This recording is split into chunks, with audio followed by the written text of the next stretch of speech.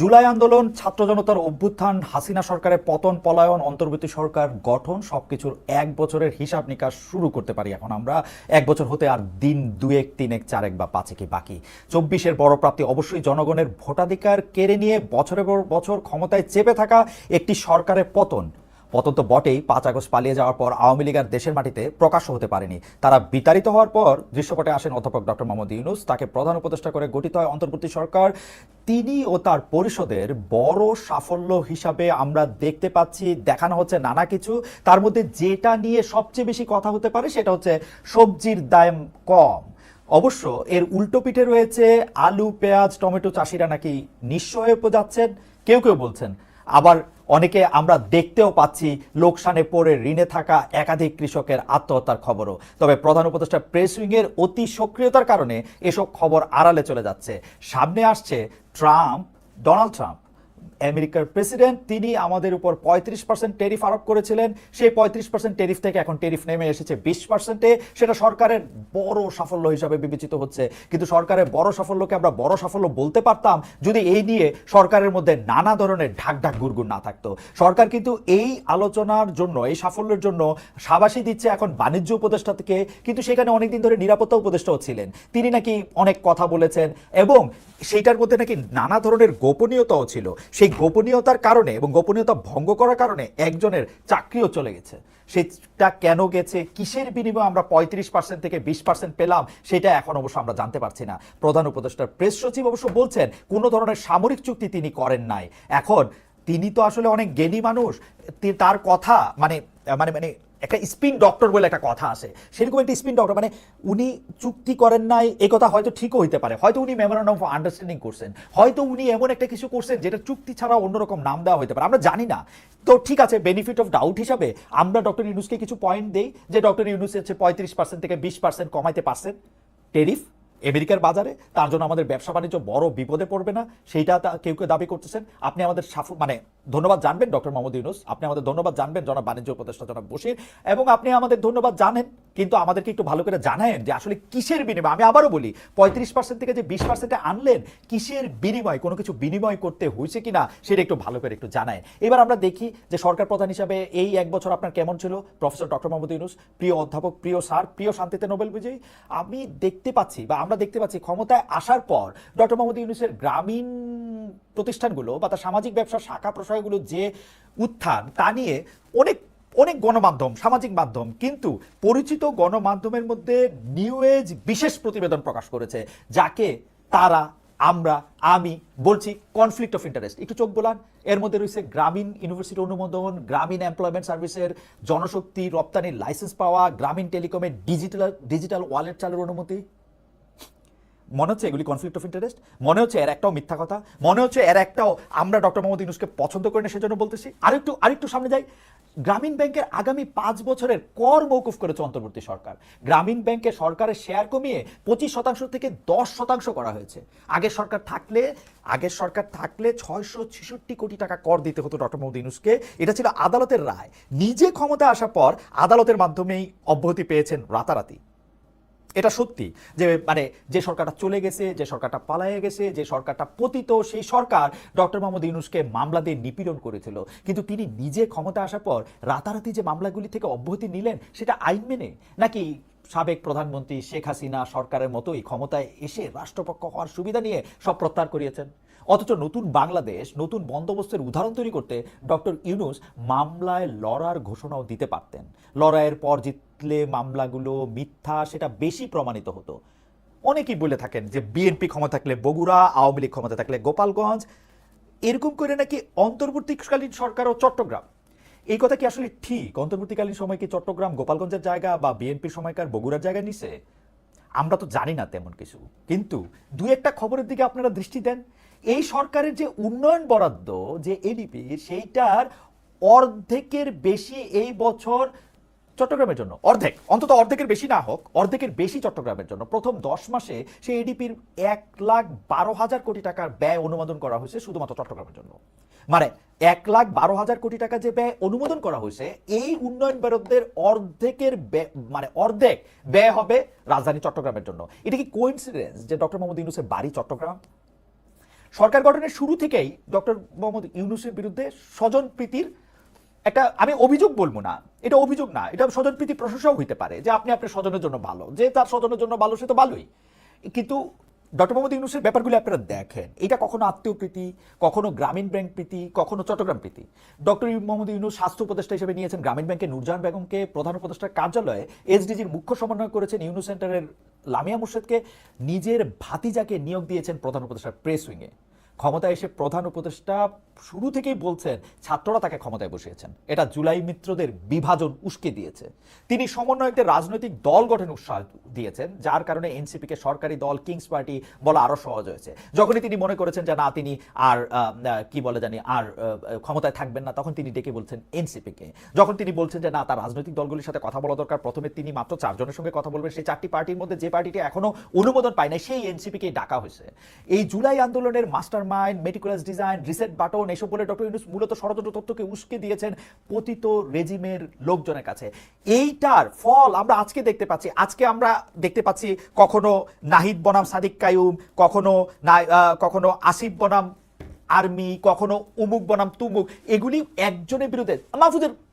মাহফুজ সাহেব এই সরকার একজন উপদেষ্টা, তার কথাই আপনি ধরেন, তিনি একটা স্ট্যাটাস দিলেন এরকম, নতুন একটা রাজনৈতিক দল বা তার সার্কেলকে ইঙ্গিত করে বললেন, একদম স্পষ্ট ইঙ্গিত না, একদম স্পষ্ট করে বললেন যে এদের সবাই যখন খাই খাই করতেছে একজন শুধু না খায়া রয়েছে, সেই জন্য তার বিরুদ্ধে অভিযোগ করা হয়েছে। পরে আবার তিনি এটা আবার বাদ দিলেন। এই যে কথিত মাস্টার মাইন্ডকে সামনে নিয়ে আসার বিষয়টা এই বিএনপি জামায়াত সহ জুলাই আন্দোলনের অন্য কোনো স্টেক হোল্ডার পছন্দ করে নাই। কোনো অস্থায়ী সরকার, তত্ত্বাবধায়ক সরকার, খেয়াল করেন, কোনো অস্থায়ী সরকার, তত্ত্বাবধায়ক সরকার, জরুরি অবস্থা সরকার কখনোই জাতীয় নির্বাচন নিয়ে কোনো অনিশ্চয়তা তৈরি করে নাই। ডক্টর মোহাম্মদ ইউনূস অনিশ্চয়তা তৈরি করতেছে না, কিন্তু তিনি কেমন যেন একটা রেঞ্জ রাখেন, ডিসেম্বর থেকে জানুয়ারি, এপ্রিল মাস, ফেব্রুয়ারি মাস, সেটা আবার কার সাথে কথা হইলে কিরকম, সংস্কারের পরে আবার সংস্কার কমিশনের সাথে কথা না কয়েই কিন্তু তারপর আবার এটা তিনি বলেন। আসলে যখন যেইখানে বৃষ্টি হচ্ছে তখন সেখানে ছাতা ধরার একটা প্রক্রিয়ার মধ্যে তিনি আছেন। মানে আবার আরেকটা জিনিস খেয়াল করেন যে ধরেন যেই সরকার, আগের সরকার, তাদের কিন্তু এক ধরনের ভালো পিয়ারের দরকার আছে, কারণ তারা জনগণের কাছ থেকে ভোট পাবে না, ভোটের জন্য যাবে না। তাদের যত বেশি ভালো পাবলিক রিলেশনস, যত বেশি ভালো কথা বলা যাবে, তত তাদের জন্য এরকম সুবিধা। সেই জন্য তারা পিআর উইকে খুব স্ট্রং করে। ডক্টর মোহাম্মদ ইউনূসের কি আসে যায়, উনি কেন এরকম পপুলিস্ট হতে চান, তিনি কেন পিআর দিয়া শুধু ভালো হতে চান? এমন পপুলিস্ট কথা এমন অনেক সময় তিনি বলেন যেগুলির মধ্যে দিয়ে পরে তিনি এর করতেও পারেন না, এর থেকে আবার ফিরাও আসেন। গত বছর ঈদের সময়, গত বছর না মানে 1 বছর হয় নাই আর কি, এরকম একটা সময় ঈদের সময় রোহিঙ্গারা আগামী ঈদ ওইখানে করবে এরকম কথা মনে আছে তো, এখানে একটা করিডোর করবে এই কথা নিয়ে তারপর অনেক যখন আলোচনা হয়েছে তখন তিনি বললেন সবাই নাকি সর্বত মিথ্যা কথা বলতেছে। জাতীয় নির্বাচন নিয়ে কথায় আসি, জাতীয় নির্বাচন নিয়ে আসলে জাতীয় নির্বাচন নিয়ে এক ধরনের মানে আমরা জাতীয় নির্বাচন নিয়ে এক ধরনের, আমি এটাকে কেমনে বলি, জাতীয় নির্বাচন নিয়ে এক ধরনের অনিশ্চয়তার কথা আমি কেন বললাম, কারণ হচ্ছে অনেক মানুষই এই প্রশ্ন করতেছে নির্বাচন কি যথাসময়ে হবে। সরকারের প্রেস উইকে 100 বার কইতেছে ডক্টর মোহাম্মদ ইউনূস যেটা বলছেন তার বাইরে যাবে না। এখন ডক্টর মোহাম্মদ ইউনূস আসলে কি বলছেন, জাতীয় নির্বাচনের মাধ্যমে ক্ষমতা হস্তান্তরের জন্য তিনি টাইমলাইনটা কি ঠিক করছেন, তিনি কি আসলে নির্বাচন চান, ক্ষমতা ছাড়তে চান? সবশেষ তিনি মানে কিছু পলিটিক্যাল পার্টিদের সাথে আলাপ কইরা সেই পলিটিক্যাল পার্টি আইসা ঘোষণা করলেন 4-5 দিনের মধ্যে একটা খুব গুরুত্বপূর্ণ ঘোষণা আসবে, নির্বাচনের তারিখই আসবে এরকমই বলা যেতে পারে। কিন্তু সেই ঘোষণা কিন্তু প্রেস উইং বললো না, এবং প্রেস উইং নাও করলো না যে না এরকম কোনো আলোচনা হয় নাই। আমরা কিন্তু 4-5 দিন পার হয়েছে, আমরা কিন্তু এখনো কিছু জানতে পারি নাই। বিএনপি যখন ডিসেম্বরের নির্বাচনের দাবিতে চাপ দিচ্ছিল তখন ডক্টর ইউনূস এনসিপি নেতাদের ডেকে বললেন তিনি ক্ষমতা থেকে সরে যেতে চান। এনসিপি নেতাদের ক্যাবিনেটেও বিষয়টি তুলেছিলেন। এইগুলি আচরণ কি সরকারি, মানে আবার লন্ডনে গিয়া আরেকটা পার্টির মানে জনাব তারেক রহমানের সাথে উনি দেখা করে আইসা বললেন ইলেকশন হইলে ফেব্রুয়ারিতে হইতে পারে। আবার বিদেশি সাংবাদিকদেরকে যখন তিনি মানে কেন তার এই সংস্কার প্রস্তাব, কেন এইসব তার ভালো ভালো কথা তিনি পলিটিক্যাল পার্টির কাছে ছেড়ে দেন না, এই প্রশ্নের উত্তরে তিনি বিদেশিকে বলে আসলেন বাংলাদেশের লোকজন আসলে এত বেশি কেয়ার করে না কার নির্বাচনের ইশতেহার কেমন, বাংলাদেশের লোকজন কেয়ার করে হচ্ছে কে টাকা দিতেছে তাকে ভোট দিয়ে দেয়। সত্যি আপনি এরকম মনে করেন, মানে যে টাকা দিতেছে তার এরকম ভোট দিয়ে দেয়? আমার ধারণা আপনি এরকমই মনে করেন, এবং এই মনে করাটা মানে আমি যে আপনাকে খুব বাদ দিয়ে দিব যে না বাংলাদেশের মানুষ কোনোদিন টাকা দেওয়া ভোট দেয় না, ভোট বাংলাদেশের মানুষ পবিত্র আমানত মনে করে, এইটা আমি মনে করতে পারি না। মনে হয় আপনি ঠিকই বলতেছেন। এখন পলিটিক্যাল পার্টিগুলি তো এই কাজই করবে তাই না, টাকা দিয়া টাকা দিবে। বাংলাদেশের লোকজন তো এমনই, তাই না? টাকা দিয়ে ভোট দিয়ে দিবে, তাহলে ভোট দিয়ে না, আপনিই থাকেন, আপনি থাকেন। আপনি আপনি আপনি তো ভালো দেশ চালাতেছেন, কিন্তু ভালো দেশ কি চালাইতেছেন আসলে? যেসব বাংলাদেশি লোকজনের কাছে আপনি সাক্ষাৎকার দিচ্ছেন, এর মধ্যে প্রধান হচ্ছে নিউ এজের সম্পাদকের সঙ্গে সে সাক্ষাৎকার। সেই সাক্ষাৎকারের ক্ষেত্রে, কারণ এছাড়া এটার আমি কেন প্রধান করতেছি, অনেকেই আপনার সাক্ষাৎকার কিন্তু নিছে, সেই সাক্ষাৎকারের মধ্যে প্রবণতা প্রশ্ন নয়, প্রশংসা করতে এসেছি, এরকম মনে হয়েছে। তো নুরুল কবির সাহেব যে সাক্ষাৎকার নিছে, সেই প্রশ্নের জবাবে কিন্তু আপনি অকাতরে নিজের ব্যর্থতা, অক্ষমতা, অসহায়ত্ব নানাভাবে ব্যাখ্যা করছেন। এই এক বছরে আপনি ডক্টর মোহাম্মদ ইউনূস একটু তাকান, আপনি পৃথিবীর সব দেশ মানে আপনার আগের আরেকজন বাঙালি নোবেল পাইছিলেন যার নাম রবীন্দ্রনাথ ঠাকুর, ইনি আমি শুনছিলাম 18 বার নাকি 20 বার এই পৃথিবী প্রদক্ষিণ করছেন। আপনি মনে হয় কয়েকশো বার পৃথিবী প্রদক্ষিণ করছেন, তাই না? আপনি তো পৃথিবীর কোনো দেশে থাকার জন্য, যাওয়ার জন্য আপনার আলাদা কোনো আগ্রহ থাকার মানে কথা না আর কি, জাস্ট খালি বিদেশে ঘোরার জন্য। কিন্তু এই এক বছরে আপনি বিদেশ সফরে যে গেছেন, এর মধ্যে 10 বারের বেশি গেছেন। এর মধ্যে রাষ্ট্রীয় সফর আছে, আবার কিছু সফর আমার দেখে মনে হয়েছে ব্যক্তিগত পুরস্কার নেওয়া, মাঝারি মানের কিছু সরকারি রাষ্ট্রীয় কর্মকর্তাদের সাথে অংশগ্রহণ করা, এনজিও ধারার কিছু সম্মেলন ইত্যাদি ইত্যাদি। এগুলিকে রাষ্ট্রীয় সফর হিসাবে দাবি করছে অন্তর্বর্তী সরকার, কিন্তু এগুলি কি আসলে রাষ্ট্রীয় সফর ছিল কিনা সেটা নিয়ে আমাদের ঘোরতর সন্দেহ আছে। এবং আপনি কিন্তু একটা বিশাল প্রেস উইং নিয়ে আপনি বিদেশে যান, এবং এই প্রেস উইং এর কাজ থাকে হচ্ছে আপনাকে সবচেয়ে ভালো দেখানো। এর মধ্যে আমরা নিশ্চয়ই ভুলা যায় নাই, সবচেয়ে সমালোচিত হলো লন্ডনে গিয়ে ব্রিটিশ প্রধানমন্ত্রীর সাক্ষাৎকার না পাওয়া। আপনার প্রেস উইং প্রথমে বলছিল যে তিনি কানাডা চলে গেছেন, আবার সেই রাষ্ট্রীয় সফরের নামে আপনি আসলে তখন বিএনপির প্রধানের সাথে বৈঠক করে আসছেন। মানে ডক্টর মোহাম্মদ ইউনূসের আমি আসলে মানে আমি জিনিসটা কিভাবে বলি, ডক্টর মোহাম্মদ ইউনূসের থেকে আমাদের আশা আসলে অনেক অনেক অনেক অনেক গুণ বেশি ছিল। কিছু কনফ্লিক্ট অফ ইন্টারেস্টের কথা আমি বললাম, ডক্টর মোহাম্মদ ইউনূসের এগুলি দরকার ছিল না। ডক্টর মোহাম্মদ ইউনূস অনেকে বলে থাকেন, কেউ তার সাপোর্টাররা বলতেছেন আমারে যে ভাই উনি তো কয়েকদিন পর অবসরে চলে যাবেন, অবসরে যাওয়ার পরে উনি যেসব কাজ করবেন সেই কাজগুলি নাইলে তিনি গুছাইতেছেন, তো এতে কি অসুবিধা হয়েছে? ভাই ডক্টর মোহাম্মদ ইউনূসের কি কাজের অভাব? তিনি কাজ করতে চাইতেছেন। 80 বয়সের বেশি, 82-83 বছর বয়সের একজন প্রবীণ মানুষ, সারা পৃথিবীতে চেনা মানুষ, তিনি এগুলি করবেন? এইটা যে কনফ্লিক্ট অফ ইন্টারেস্ট সেটা তিনি বুঝবেন না। তিনি বলেন যে গ্রামীণ হচ্ছে তিনি তো গ্রামীণের মালিক না, তো তিনি তো গ্রামীণের ট্রাস্টি। গ্রামীণে একটা লোকের নিয়োগ হয় তার চাওয়া ছাড়া, আপনি আমারে বলেন তো গ্রামীণের মালিক হওয়া কাকে বলে? মানে কেন? মানে গ্রামীণের নামে আপনি যখন একটা ম্যান পাওয়ার প্রতিষ্ঠান নেন, একটা ইউনিভার্সিটি নেন, একটা ইয়ার মধ্যে নিজে সাইন করেন, ডক্টর মোহাম্মদ ইউনূস আপনি কি বুঝতে পারেন যে এটা একটা কনফ্লিক্ট অফ ইন্টারেস্ট হয়? ডক্টর মোহাম্মদ ইউনূস আপনি প্রায়ই বলে থাকেন যে সুযোগ হেলায় হারানো যাবে না। নিজেকে একজন আদর্শ শাসক হিসেবে আদর্শ মডেল হওয়ার সুযোগ আপনি হেলায় হারাইতেছেন না। যাই হোক, আপনার উপদেষ্টাদের মানে অন্যদের কথা একটু আসি সবচেয়ে আলোচিত উপদেষ্টাদের একজন প্রফেসর ডক্টর আসিফ নজরুলের কথায়। ডক্টর আসিফ নজরুল আপনি আইন উপদেষ্টা হওয়ার পরে আপনি নিজে যত বেশি আমি কি বলবো ভয় ভীতির পরিচয় দিছেন, এত ভীতু লোক আপনি কখনোই ছিলেন না আমার মনে হচ্ছে। কারণ হচ্ছে আপনি পপুলিস্ট জায়গা থেকে কেউ আপনাকে কোনো কিছু বললে সেগুলিকে আপনি এত বেশি গুরুত্ব দিচ্ছেন, এবং গুরুত্ব দিতে দিতে নিজেকে হাস্যকর হিসাবে প্রমাণিত করছেন। আমি হয়তো আপনাকে দুর্নীতিগ্রস্ত বলতে পারবো না, কারণ আমার কাছে প্রমাণ নাই, কিন্তু আপনি যে কত দুর্বল, এবং দুর্বলরা কি করে জানেন? দুর্বলরা হচ্ছে চেয়ারের, ডক্টর আসিফ নজরুল আপনার বলতেছি, দুর্বলরা হচ্ছে যে চেয়ারে বসে, সে চেয়ারে বসার সুযোগ নিয়ে বিভিন্ন অন্যায় করতে থাকে।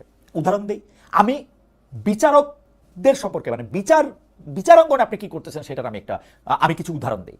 গত মাসের 10 তারিখে 10 জুলাই আইন মন্ত্রণালয় প্রজ্ঞাপন জারি করে 18 জন বিচারককে বাধ্যতামূলক অবসরে পাঠায়।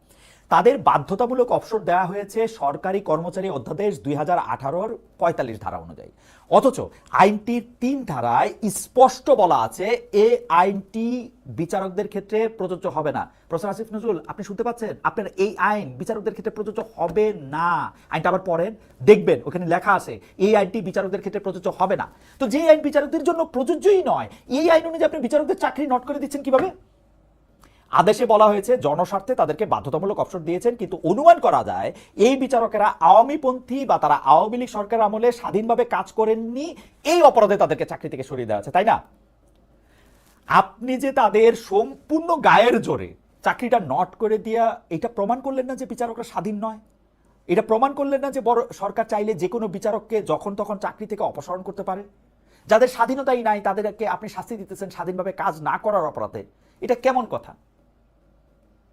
সাবেক প্রধানপতি বিচারপতি ABM খায়রুল হককে গ্রেফতার করেছেন হত্যা মামলায়, অথচ মুখে বলতেছেন উনার অপরাধ হইল এই যে উনি তত্ত্বাবধায়ক সরকার ব্যবস্থা রায় দিয়ে বাতিল করেছেন এবং রায় টেম্পারিং বা জালিয়াতি করেছেন, তো উনাকে রায় জালিয়াতির মামলায় প্রসিকিউট করেন, রায় টেম্পারিং করার অপরাধে ওনাকে শাস্তি দেন।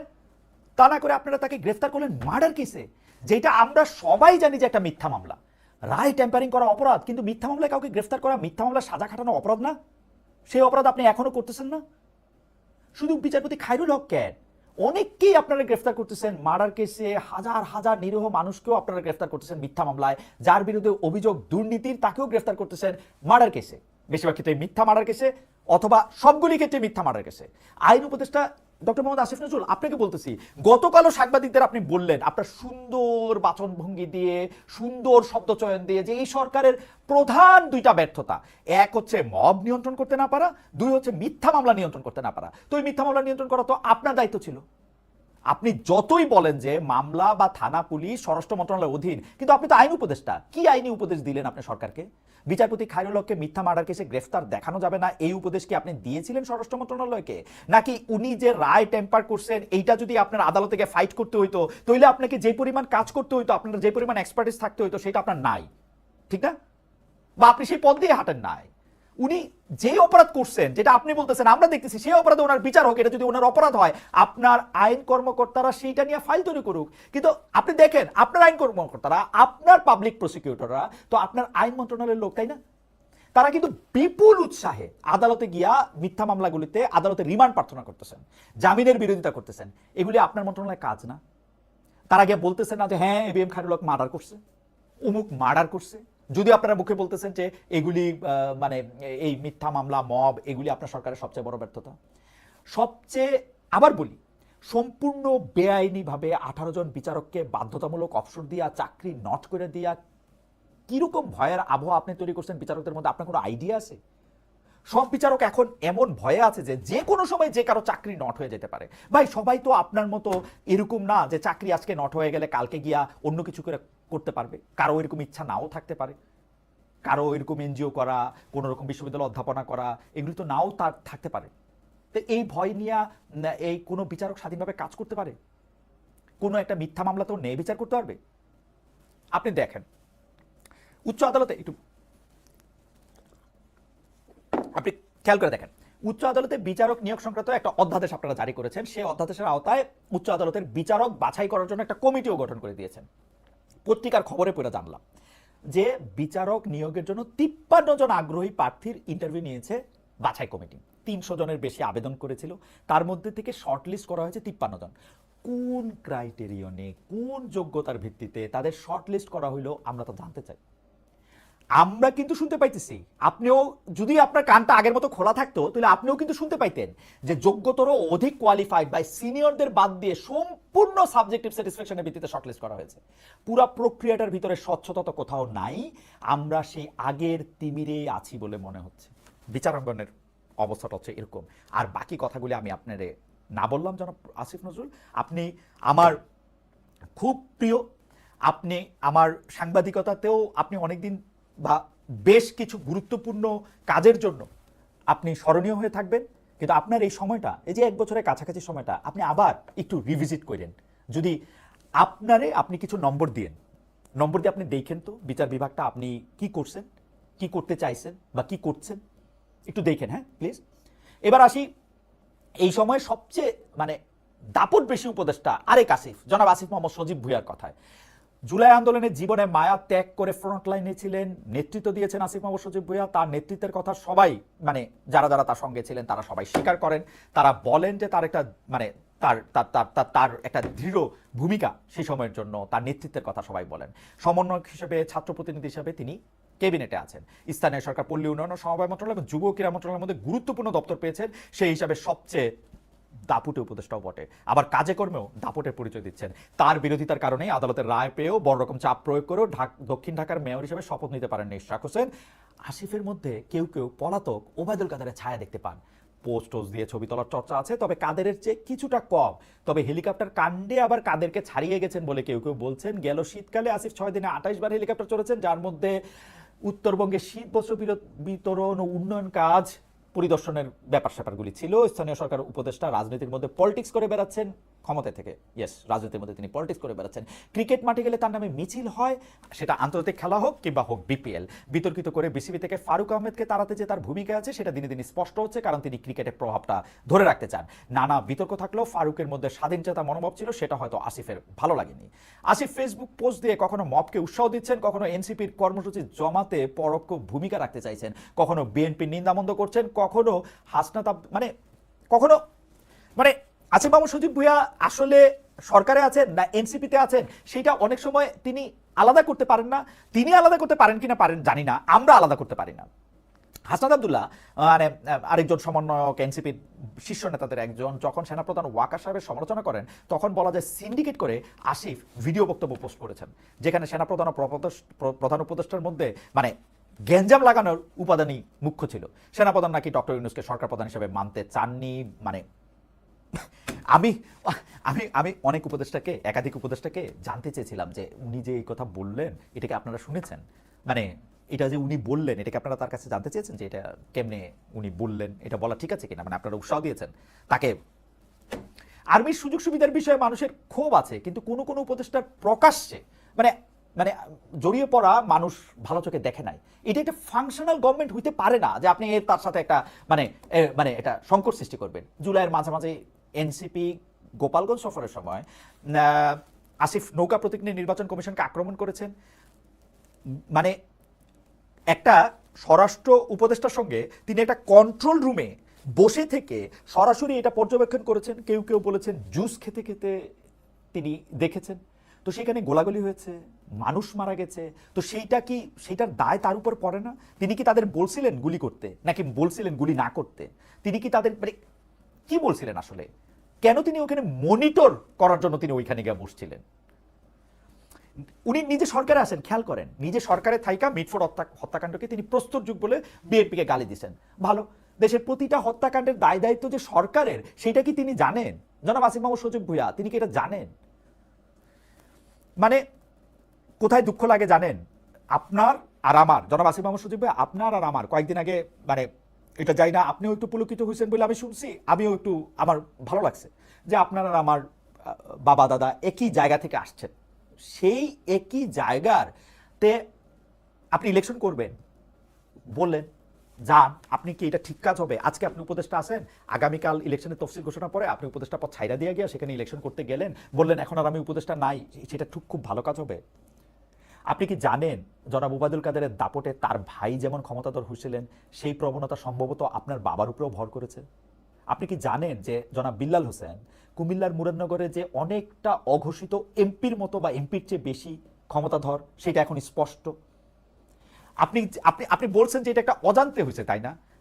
আপনার অজান্তে হয়েছে জনাব আসিফ, তাই না? যে আপনার অজান্তে আপনার বাবা ঠিকাদারি লাইসেন্স নিয়েছিলেন, আপনি যখন জানছেন তখন এটা আবার বাতিল করা হয়েছে।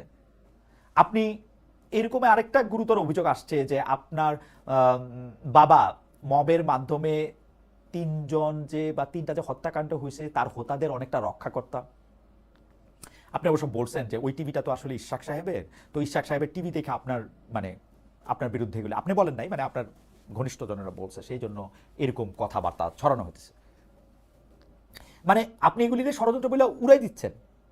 আপনার সাবেক এপিএস মোয়াজ্জেমের বিরুদ্ধে দুর্নীতির তদন্ত করছে দুদক, তো আপনার এপিএস সাহেবের 100 কোটি টাকার দুর্নীতি কি আপনার অজান্তে করা হয়েছে? আপনি এত অজান্তে থাকেন কেমনে? এটা কেমনে সম্ভব? আপনি কেমনে এরকম না জানা থাকেন? মনে করেন এপিএস এর তো নির্বাহী ক্ষমতা নাই, নির্বাহী ক্ষমতা আছে আপনার। আপনি কেমনে কেমনে না জানতে পারলেন যখন আপনার যে আপনার এপিএস উনি যখন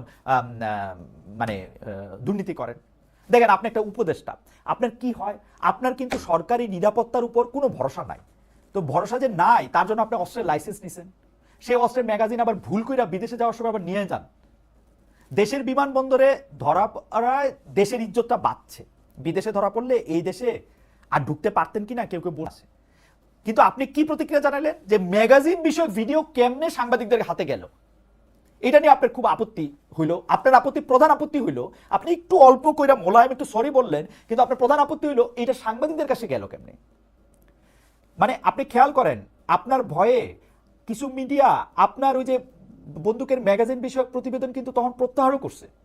আপনি চিন্তা করে দেখেন তো একবার, আপনিও একটু আপনার নিজের দিকে তাকান। জনাব আসিফ মোহাম্মদ সজীব ভুঁইয়া, আপনি একটু এক বছরে আপনার নিজের দিকে আবার একটু দেখেন, নিজেরা আবার একটু বিবেচনা করেন, দেখেন তো আপনার কত পয়েন্ট আপনি দিতে পারেন। আমার আরেক বন্ধুর কথা বলি, জনাব মোস্তফা সরোয়ার ফারুকী, সত্যি সত্যি বন্ধু, কিন্তু আমরা একই সঙ্গে একই স্কুলে একই ক্লাসে পড়ছি কিছুদিন, ছোটবেলার স্কুল। তো সরকার গঠনের শুরুতে তিনি কিন্তু নিয়োগ পান নাই। কয়েক মাস পরে তারে সংস্কৃতি উপদেষ্টা হিসেবে নিয়োগ দেওয়া হয়। তখন এর তীব্র বিরোধিতা করেছিল ধর্মভিত্তিক দল হেফাজত ইসলামী সহ কথিত তৌহিদি জনতা। ক্ষমতা পেয়ে এই গোষ্ঠীর মন জয় করতে যেন সব কাজ তিনি করতেছেন, তাদের সমর্থনও হয়তো পেতে শুরু করেছেন, কারণ তাকে নিয়ে সে আলোচনা সমালোচনা আর নেই। 5 আগস্ট যখন 32 নম্বরে বাড়ি ভাঙচুর আগুন দেওয়া হলো, তখন তা মানতে পারেননি ফারুকী। তিনি দুঃখ ভারাক্রান্ত হয়ে ফেসবুকে পোস্ট করেন, প্রধান উপদেষ্টা শপথ নেওয়ার পর প্রথম কাজ হবে 32 নম্বরে বাড়ি পরিদর্শন। অথচ ফারুকী উপদেষ্টা হওয়ার পর ঘোষণা দিয়ে বুলডোজার অভিযান চালিয়ে 32 নম্বর বাড়ির অবশিষ্ট কিছু যে মাটিতে মিশিয়ে দেওয়া হলো, এই ঘটনায় একরকম মৌনই থাকলেন, যে মৌনতা তার সম্মতিরই লক্ষণ। মানে মানে সরকার যেমন মৌন ছিলেন মোস্তফা সরোয়ার ফারুকীও নিজেও। এই এক বছরে শুধু বঙ্গবন্ধুর ভাস্কর্য নয়, মুক্তিযুদ্ধের নানা নিদর্শন ধ্বংস করা হয়েছে, এর বদলে কিছু জায়গায় জুলাই স্মারক বসানো হচ্ছে। এসব উদ্যোগের পক্ষে অনেক বেশি সক্রিয় এখন ফারুকী। মোস্তফা সরোয়ার ফারুকের হস্তক্ষেপের প্রতিবাদে, খবরদারের প্রতিবাদে, মৌখিক নির্দেশে কাজের অর্থায়ন দাবির প্রতিবাদে শিল্পকলা একাডেমির মহাপরিচালক পদ থেকে চলে গেছেন সৈয়দ জামিল আহমেদ, যাকে অন্তর্বর্তী সরকারই নিয়োগ দিয়েছিল। অনেকে বলেছেন, ফারুকী নিজেও বলেছেন যে এই নিয়োগ দেওয়াটা নিয়ে নানা ধরনের প্রশ্ন ছিল, জামিল আহমেদ সাহেবের কাজ নিয়েও নানা ধরনের প্রশ্ন ছিল। আমরা কে সত্য বলছেন কে মিথ্যা বলছেন তা এখনো ঠিক জানি না। আমরা শুধু জানি গত এপ্রিল মাসে সংস্কৃতি বিষয়ক উপদেষ্টা সংবাদ সম্মেলনে প্রশ্ন করতে এসে 2টি টেলিভিশন মিডিয়ার 2জন সাংবাদিককে চাকরিচ্যুত করার অভিযোগ উঠেছিল। আমি অবশ্য এইখানে জনাব মোস্তফা সরোয়ার ফারুকী প্রশ্ন করেছে, প্রশ্ন হ্যান্ডেল করতে দেখেছি। আড়ালে তিনি কিছু করেছেন কিনা সেটা আমাদের জানা নাই, হয়তো তিনি আড়ালে কিছু করেন নাই, কিন্তু সরকার এমন একটা ভয়ের সংস্কৃতি তৈরি করছে যে তারা এই রিস্কই আর নেয় নাই, এই রিস্ক তারা নেয়ার নেওয়াটা তারা ওয়ার্থ ইট মনে করে নাই। আপনি আরো দেখেন, মোস্তফা সরোয়ার ফারুকী যে মন্ত্রণালয়ের সাথে জড়িত, সেই চলচ্চিত্রতে যে অনুদান দেওয়া হয়েছে, সেই অনুদান এবার কারা পাইছে, কি হিসাবে পাইছে, কেমনে এটা বিবেচনা করা হয়েছে, কত সময়ের মধ্যে কতজন এটা দেখছে, সেগুলি দিকে একটু দেখেন। আমরা আমরা আমরা আমরা তার বিরোধিতাকারী ইসলামিস্ট রাজনীতিবিদ, কথিত তৌহিদ জনতা, মানে মানে তার বিরোধী হচ্ছে ফারুকীর কাজের চ্যালেঞ্জে যারা প্রথম থেকে বিরোধিতা করতেছিল, যে ইসলামী রাজনীতিবিদ, কথিত তৌহিদি জনতা এবং বিদেশে বৈশা যারা তার বিরোধিতা করতেছিলেন, তাদেরকে তুষ্ট করে এখন জনাব ফারুকী কাজ করতেছেন, ঠিক না? তাদেরকে আপনার এখন খুব রাজি খুশি রাখতে হইতেছে। আরেকজনের কথা বলি, তারে আমি চিনি না, মানে তারা বাংলাদেশের যার কথাই জিজ্ঞেস করি তাই সেই চিনে না। তিনি গ্রামীণ ব্যাংকের শীর্ষ কর্মকর্তা হিসেবে পরিচিত ছিলেন। অধুনা তার পরিচয় মন্ত্রী পদমর্যাদায় স্বাস্থ্য উপদেষ্টা, জনাব না উনি নূরজাহান বেগম। উনাকে বলা হইতেছে যে একটা থাকে না, মানে মানে ডক্টর মোহাম্মদ ইউনূসের স্বজনপ্রীতির একটা উদাহরণ হিসাবে তার নামটা আমরা অনেকদিন মনে রাখবো। নূরজাহান বেগমকে একটু চিনতে চেষ্টা করলাম, যে উনার কেরিয়ার এনজিও ভিত্তিক, গ্রামীণ ব্যাংকে গুরুত্বপূর্ণ দায়িত্ব পালন করছেন, গ্রামীণ ব্যাংক সংশ্লিষ্টতার কারণে তাকে ক্যাবিনেটে নিয়েছেন ডক্টর ইউনূস। শুরু থেকে এই অভিযোগ রয়েছে। স্বাস্থ্য সম্পর্কিত বা স্বাস্থ্য মন্ত্রণালয়ের মতো এত বড় একটা মন্ত্রণালয় পরিচালনার অভিজ্ঞতা তার রয়েছে কিনা এমনটা আমরা জানি না।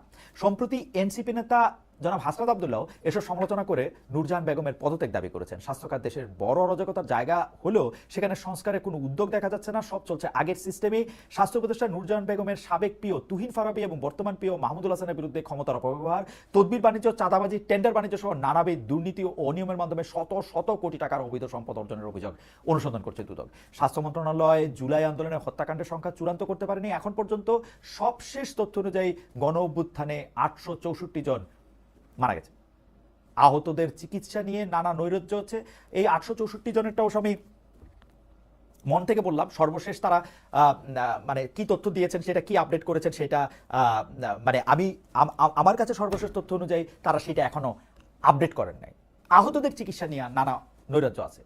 আবার চক্ষু ইনস্টিটিউটে পঙ্গু হাসপাতালে জুলাই আহতদের একটি অংশ নানা নৈরাজ্য তৈরি করেছে। স্বাস্থ্যসেবাকে জনমুখী, সহজলভ্য ও সর্বজনীন করতে প্রয়োজনীয় সংস্কার প্রস্তাবের লক্ষ্যে অন্তর্ভুক্ত সরকারের প্রধান উপদেষ্টা অনুমোদন ক্রমে স্বাস্থ্য খাত সংস্কার কমিশন নামে কমিশন গঠন করে গত 18 নভেম্বর গেজেট প্রকাশ করা হয়, তারা সুপারিশ জমা দিল, এটা যে অগ্রাধিকারে নেই তা একদম স্পষ্ট। আরো দুইটা সংস্কার কমিশনের কথা, মানে সংস্কার কমিশনের কথা আমি আবার বলবো, একটু স্বরাষ্ট্র উপদেষ্টা লেফটেন্যান্ট জেনারেল অবসরপ্রাপ্ত জাহাঙ্গীর আলম চৌধুরীর কথা বলেনি। অনেকেই বলতেছেন ব্রিগেডিয়ার জেনারেল সাখাওয়াত সাহেবের এই কেমন বিকল্প, মানে অন্তর্বর্তী সরকারের এক সপ্তাহের মধ্যে বলা যায় উচিত কথার বলি হয়েছিলেন ব্রিগেডিয়ার জেনারেল অবসরপ্রাপ্ত এম সাখাওয়াত হোসেন, তাকে সরিয়ে নতুন সড়ক প্রতিষ্ঠা করা হয় হচ্ছে লেফটেন্যান্ট জেনারেল অবসরপ্রাপ্ত জাহাঙ্গীর আলম চৌধুরীকে। দেশের স্বরাষ্ট্রমন্ত্রীরা ঐতিহ্যগতভাবেই বেফাস কথা বলেন, সেই ঐতিহ্য ধরে রাখতে পেরেছেন জাহাঙ্গীর আলম চৌধুরী। চুরি ডাকাতি ছিনতাই মব থামাতে ব্যর্থ উপদেষ্টা রাত ৩টায় সংবাদ সম্মেলন করেন, এই সরকারকে জনগণ ৫ বছর চায়, সেই ক্যাম্পেইন করেন স্বরাষ্ট্র উপদেষ্টা। পুলিশের সংস্কার হয়নি, কিছু বললেই বলা হয় যে আগের আমলের পুলিশ রয়েছে, সেই পুলিশ দিয়ে আর কাজ করা যাচ্ছে না, সেই পুলিশ সংস্কার করা যায় নাই। কিন্তু আপনারা আর কতদিন পর্যন্ত আগের আমলের পুলিশ, আওয়ামী পুলিশ এসব কথা বলবেন? মানে এটা আল্লাহ ছাড়া আর কেউ বলতে পারবে না। আগের মতোই পিক এন্ড চুজ করে পুলিশ কাউকে পেটায়, কাউকে মব করতে দেয়, অন্তর্বর্তী সরকারকেও পুলিশ তার নিজের মতো করে ব্যবহার করে। আইন শৃঙ্খলার ব্যাপক অবনতি দেখে মনে হচ্ছে আইন শৃঙ্খলা বাহিনীর উপর এই সরকারের কোনো নিয়ন্ত্রণ নাই, বরং আমাদের এই স্বরাষ্ট্র উপদেষ্টা অনেক বেশি মানবিক মানুষ, এটা প্রমাণ করার জন্য পুলিশ গিয়া কি খাচ্ছেন, তারপরে হচ্ছে কি খাইলে ভালো হবে, কিভাবে টাকা জমা রাখলে ভালো হবে, এগুলি নিয়ে মানে মানে মানে বেশি ব্যস্ত বলে মনে হইতেছে। এই আইন শৃঙ্খলার বিষয়ে অনেক বেশি রিল্যাক্টেন্ট মনে হইতেছে যে পুলিশের কর্তা ব্যক্তিদের। মপতন্ত্র সব জায়গায় দৃশ্যমান হইলো, কোর্ট কাচারি থেকে শুরু করে সব জায়গায় সিদ্ধান্ত গ্রহণ প্রক্রিয়ার সব জায়গায় আমরা এক ধরনের মানে কি বলবো, দ্বিধা দ্বন্দ্ব, ইফ বাট এগুলি দেখতে পাচ্ছি। অনেকেই বলে থাকেন যে ভাই বাংলাদেশে যা হইতে পারতো আর কি, যা হইতে পারতো তার চেয়ে ভালোই আসে। মানে একটা গল্প আছে না, এর চেয়েও খারাপ হইতে পারতো, এর চেয়েও খারাপ হইতে পারতো, গল্পটা মানে পরে আরেকদিন বলবো না। আসলে সব কথাই আমি এর চেয়েও খারাপ হইতে পারতো দিয়ে আমি আসলে কইতে পারি। এই যে এখনো যে কিছু মানুষের ধারণা সরকার এই পোলাপাইনগুলির রাস্তায় রেখেছে কিছুটা আর্মিকে কাউন্টার করার জন্য, অথবা তৃণমূলে যেহেতু তাদের কোনো লোকজন নাই এই সব পোলাপানি সেগুলির অভাব পূরণ করতেছে। চাঁদাবাজিতে মানুষ অস্থির হয়ে আছে, যেখানে বিএনপির লোকজন বেশি জড়িত, এটা একদম দিবালকের মতো স্পষ্ট। বিএনপির লোকজন চাঁদাবাজিতে বেশি জড়িত। জুলাই আন্দোলনের মিত্র দলগুলির কাছে এই সরকার যেন অসহায়। এই সরকারের সময় অধিকার চাইতে গিয়ে পুলিশের পিটুনি খাইতেছে শ্রমিকেরা। সম্প্রতি মোহাম্মদপুর এলাকায় ছিনতাই শিকার একজন থানায় গিয়ে উল্টো বিড়ম্বনায় পড়েছেন। এই ঘটনা ফেসবুকে ভাইরাল হলে তখন পুলিশের টনক নড়ে। সরকারের কর্তারা নিরাপত্তা ইস্যুতে আবারও মনে করে দেয়, নিরাপত্তা ইস্যু এলেই পতিত ফেসিবাদীদের ষড়যন্ত্রের কথা বলেন। একজনকে গ্রেফতার করা হয়েছে, তিনি নাকি ট্রেনিং দেন একজন আর্মিকে। ভাই, আওয়ামী লীগের সরকার, শেখ হাসিনা সরকার পুরাটা আর্মি, পুরাটা পুলিশ, পুরাটা র্যাব, পুরাটা বিজিবি সবাই লয়ে তো বসা ছিল। এখন এই 500 জন 300 জনের ট্রেনিং দিয়ে আপনি করে ফেলাই দিব, এগুলি গপ্প আপনারা এখন করবেন? ক্রসফায়ার করাটাই আপনার মনে করে দিই, ক্রসফায়ার করাটাই মানবাধিকার লঙ্ঘন। ব্যাপারটা এরকম না। রাষ্ট্রীয় বাহিনীর যেখানে উপস্থিত থাকার দায়িত্ব, সেখানে যদি উপস্থিত না থাকা বা মানবাধিকার লঙ্ঘন হতে দেয়, নীরবে বা ইনঅ্যাকশনের মাধ্যমে একটা ভয়ানক অবিচার হতে দেয়, সেইটাও ভায়োলেশন অফ হিউম্যান রাইটস। আপনাদের হিউম্যান রাইটস কমিশন, যেটা একটা আন্তর্জাতিক কমিশন, সেটা আপনাদের নিয়ে কি বলছে? এই যে শ্রদ্ধেয় সরকাররা, এই যে শ্রদ্ধেয় সরকার প্রধানরা, ডক্টর মোহাম্মদ ইউনূস স্যার, এটা খেয়াল করে দেখেন। অন্য সময় হলে কইতো, যে সরকারে থাকে সে কইতো যে এটা পয়সা দিয়ে করানো হয়েছে। আপনারা এটা এখনো বলেন নাই, কিন্তু এগুলি বাড়াবাড়ি কথা বা এগুলির পাতাটা, মানে মজার ব্যাপার কি, ডক্টর মোহাম্মদ ইউনূস আপনি যখন ক্ষমতায় আসছেন তারপর দিন থেকে আপনি বলে আসছেন যে আপনি আমার সমালোচনা করেন, কোনো অসুবিধা নাই। সমালোচনা করলে কোনো অসুবিধা কেমনে থাকবে? আপনি তো সমালোচনা কান দিয়ে নেই না, আপনি তো আমাদেরকে আধা পয়সা পাত্তা দেন না। আপনার যেইটা যে সময় আপনার বলতে ইচ্ছা করে, করতে ইচ্ছা করে, সেইটা আপনি করেন। যেমন আপনি একটা নারীদের মান মর্যাদা অধিকার নিয়ে আপনি একটা নারী বিষয়ক সংস্কার কমিশন করছিলেন। আপনি সেই সংস্কার কমিশনের যে রিপোর্ট, সেটা পড়ে আপনার কাছে মনে হয়েছে যেটা মারাত্মক ভালো রিপোর্ট। তারপরে যখন এই রিপোর্টটা নিয়ে আপনি একটা ব্যাকলেশ খাইলেন, অনেক রকম ভাবে আপনি একটা প্রতিবাদ দেখলেন, এনসিপির বড় বড় নেতারা গিয়ে ওইখানে গিয়ে বসে থাকলো, আপনি বুঝলেন যে এখন আর এটার কোনো খবর নাই। আছে কোনো খবর? আপনি আপনি আপনি মানে আপনি আপনি ওইটার কই আসলে ওই আপনি যেটা কইছিলেন যে একটা অসাধারণ একটা রিপোর্ট, একটা অসাধারণ কমিশন, ওইটা রিপোর্ট কই? আপনি যে একটা জনপ্রশাসন সংস্কার কমিশন করছিলেন, একটা জনপ্রশাসন সংস্কার কমিশন, ওইটার রিপোর্টটা কই? ওই রিপোর্টটা কই আপনি বলেন তো? আপনার প্রেস সচিব যে আমাদেরকে বুঝায়, কেমন জানি উনি ডিকশনারি লয়ে বোঝার মতো বলে, এটা হচ্ছে মব, এটা হচ্ছে প্রেশার গ্রুপ। আপনারা প্রেশার গ্রুপকে আপনি মব দিয়া আটকাতে পারবেন না। মাইলস্টোন ইয়াতে গিয়া যখন আপনি আটকায় থাকলেন, ওটা প্রেশার ছিল না মব ছিল? আপনি বলেন তো, প্রেশার গ্রুপ ছিল না মব ছিল? বলছেন আপনি এটা? আপনি বলছেন যে ভাই এটা ছাড়া যে মানে কি বলে, কোনো রকম বল প্রয়োগ করা ছাড়া যে আমরা 9 ঘন্টা পরে এসছি, এইটাই আমাদের সবচেয়ে বড় কথা। আপনি এই জনপ্রশাসন সংস্কার কমিশনে আপনি অনেকগুলি প্রস্তাব করছিলেন, কেউ কইছিল যে এগুলি ভালো প্রস্তাব, অনেক কিছু দেখা টেকা এই প্রস্তাব করা হয়েছিল। এগুলি আপনি কেন করেন নাই? এগুলি করেন নাই কারণ হচ্ছে আপনি আমলাদের ভয় পান, আমলাদের কিছু কিছু জিনিস পছন্দ হয় না, সেজন্য করেন নাই। কিন্তু এই জনপ্রশাসন সংস্কার কমিশনের কিছু কিছু জিনিস কিন্তু আবার এটা আপনারা করতেছেন না। সেগুলি কি জানেন? আঞ্চলিকতা এবং এনজিও নির্ভরতাগুলি। কোথাও কোথাও পাবলিক টয়লেট বানানোর হিসাব নিকাশ, কোনো কোনো জায়গায় বিভিন্ন এনজিওর এগুলি, ওগুলি আপনাদের মানে প্রায়োরিটিতে এখন পড়ছে। জনপ্রশাসন যাতে রাজনৈতিক দলের হাতিয়ারে পরিণত না হয়, সেইটা নিশ্চিত আপনি কেমনে, মানে ওইটা কিভাবে করছেন আসলে? আসলে এই সরকারও দলীয় সরকারগুলির মতো দুর্নীতির অভিযোগ মুক্ত না, এইটা হলো আসল কথা। আগের তত্ত্বাবধায়ক সরকারগুলো, এটা অবশ্য তত্ত্বাবধায়ক সরকার না, এটা তত্ত্বাবধায়ক সরকার না, ওনারা হচ্ছেন ইন্টারিম গভর্নমেন্ট, অন্তর্বর্তীকালীন সরকার, সুতরাং ওনারা এর থেকে আলাদা। আগের তত্ত্বাবধায়ক সরকারগুলির সাথে তার তুলনা দেওয়া যাবে না। মির্জা ফখরুল ইসলাম আলমগীর সম্প্রতি বলেছেন, ব্যবসায়ীরা তার কাছ থেকে অভিযোগ করতেছেন আগে ঘুষ 1 লাখ টাকা দিতে হইতো, এখন দিতে হয় 5 লাখ টাকা। এই কথা কিন্তু দুর্নীতি দমন কমিশনের যে প্রধান আছেন তিনিও কইতেছেন, যে আগের ঘুষ আর পরের ঘুষ নেওয়া কোনো কড়া পদক্ষেপ নেওয়া হয়েছে। প্রশাসনে, সচিবালয়ে, বিভিন্ন সরকারি প্রতিষ্ঠানে এই ছাত্র প্রতিনিধি নামে সমন্বয় পরিচয়ে তদবির বদলি বাণিজ্য কি থেমেছে? মোট কথা, প্রশাসনের সকল পর্যায়ে যে দৌরাত্ম্য আমরা দেখতে পাচ্ছি তার কোনোটাই কি থেমেছে? মানে এই যে অরাজকতা, এই অরাজকতাটাকে আপনি দেখতে পাচ্ছেন। শুনেন, আপনি মানে আমাদের একজন প্রিয় নেতা, অনেকেরই প্রিয় নেতা মাওলানা ভাসানী, তিনি কাকমারি সম্মেলন, আপনি মনে আছে তো? কাকমারি সম্মেলনে মনে তো নিশ্চয়ই থাকবে, আপনি ইতিহাস খুব ভালো করে পড়েন, আপনার যাদের কথা বললাম তারাও খুব ইতিহাস ভালো করে পড়েন। কাকমারি সম্মেলনে শাসকদের উদ্দেশ্যে বলছিলেন যে আপনারা যদি এরকম চালায় যান তাহলে কিন্তু আমাদের একটা আসসালামু আলাইকুম দিতে হবে। মনে করে দিলাম।